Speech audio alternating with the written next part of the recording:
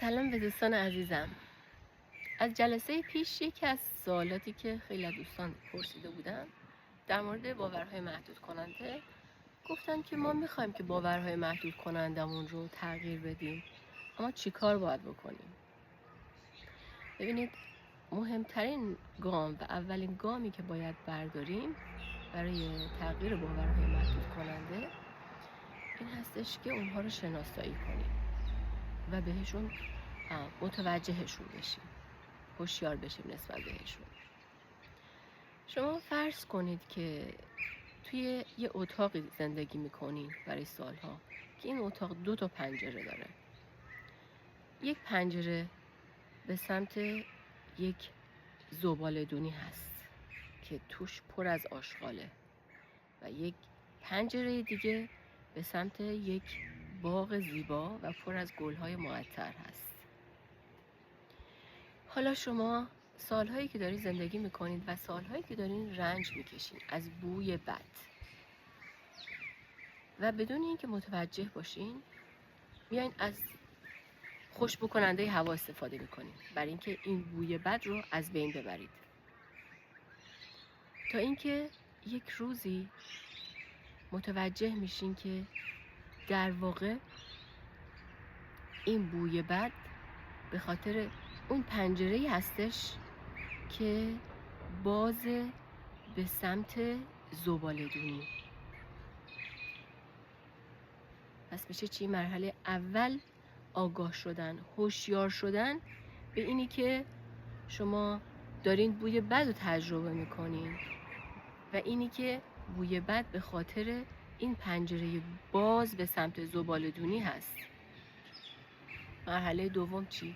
گام دوم این هستش که وقتی متوجه شدین که 2 پنجره دارین و یک پنجره به سمت یک باغ زیبا و پر از گل‌های معطر هست، پس اول پنجره اول رو میبندین که به سمت زباله‌دونی هست و پنجره دوم که به سمت اون باغ زیبا و گل‌های معطر هست رو باز میکنید. دیگه نیازی نیست که از خوشبو کننده هوا و پاک کننده هوا استفاده کنید برای اینکه هوای اتاقتون پاک و تمیز و معطر باشه.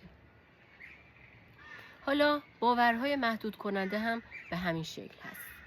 یعنی مرحله اول این هستش که خب شما بعد از اینی که متوجه شدین که دارید برای سالها بوی بدی رو تنفس میکنید و بعد متوجه شدین که این بوی بد از کجا داره میاد و وقتی متوجه شدین حالا میایین پنجره به سمت باغ گل‌های معطر رو باز میکنید و وقتی که این کار رو میکنید یعنی شما میایین اون عطر خوب و هوای سالم رو جایگزین اون بوی آلودگی ها و بوی مسموم اون زباله‌دون میکنید.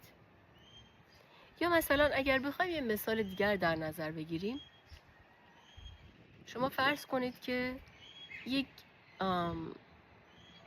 دارید مرتب یک اتاق رو جارو میکنید و بعد از یک مدت میبینید که چرا این اتاق تمیز نمیشه من هرچی جارو میکنم و بعد نگاه میکنید، فرض کنید که میبینید شما که جارو میکنید از این ور همینجوری گرد و خاک داره میاد تو اتاق از پنجره‌ای که اون طرف هست و وقتی متوجه میشین پنجره رو میبندین و اینو تغییر میدین و دیگه اون گرد و خاک نمیاد جایگزین تمیزی بشه.